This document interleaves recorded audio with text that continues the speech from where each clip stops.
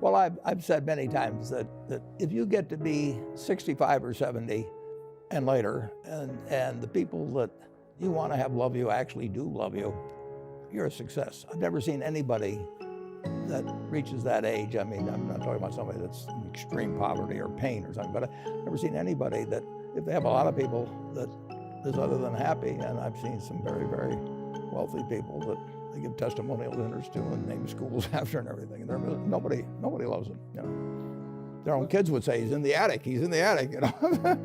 Okay. By far the best investment you can make is in yourself. I mean, for example, communication skills. I tell the students that come that they're going to graduate schools and business and they're learning all these complicated formulas and all that. If they just learn to communicate better, both in writing and in person, they increase their value at least 50%. If you can't communicate, somebody says, you know, it's like winking at a girl in the dark. Nothing happens, you know, basically. And you have to be able to get forth your ideas. And that's relatively easy. I did it myself with the Dale Carnegie course. Some people wish I'd taken a shorter course now in terms of my talking later on. But it's just hugely important. And if you invest in yourself, nobody can take it away from you. I mean, the second thing, which I'll get a certain criticism for not living it, but I do tell students, you know, that if I gave you a car, and it'd be the only car you get the rest of your life, you take care of it like you can't believe. Any scratch, you'd fix that moment. You read the owner's manual, you keep a garage, do all these things, and you get exactly one mind and one body in this world.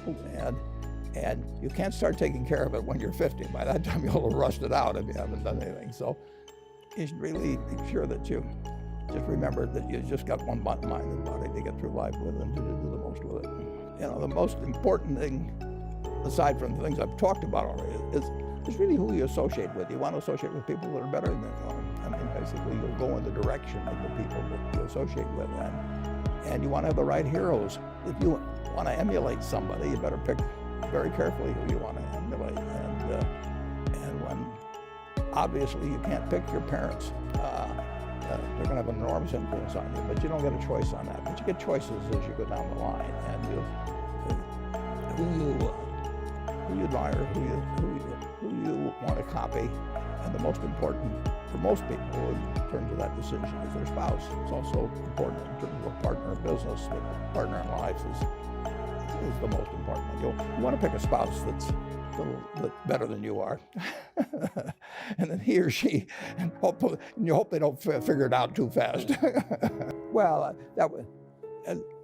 I now actually send somebody over to McDonald's, usually to get me something.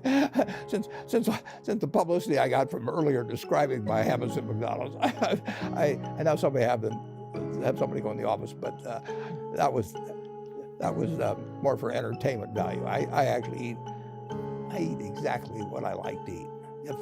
If I liked it on my 6th birthday, and my 6th birthday party when we had hot dogs and hamburgers and Coke and ice cream with chocolate, I still like it.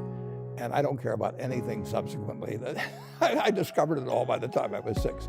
If somebody offered me a deal when I was 20 and said, you're going to live 1 year longer, you know, instead of living to 88, you'll live to 89 or whatever it may be, if you eat nothing but broccoli and Brussels sprouts and onions and all these things, you know, I just said, I'll take the last year off. It probably won't be that good anyway, you know. I mean, so I eat what I like to eat.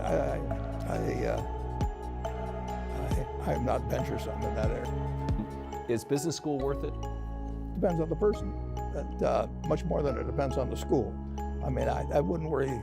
Some people are going to get a lot out of advanced education, and some people are going to get very little. And I don't even think it's important that every person go to college at all. I mean, we have all kinds of jobs at 70 or so thousand a year, 80,000 a year, that college training is not of use. And I actually was not keen on going to college myself. Yeah, my dad kind of jollied me into it. He could get me to do anything, but if they'd had an SAT test in those days, he would have taken the test for me. But I knew I could have a good time, and I liked investing, and I didn't really feel I could read the books. So I don't, you know, it's a big commitment to take 4 years, and the cost involved, and maybe the loans involved, and everything. I think depending on what your interests are in life. I don't think it's for everybody. I think it's for a lot of people. But there ought to be a reason you're going. And I didn't really see much reason.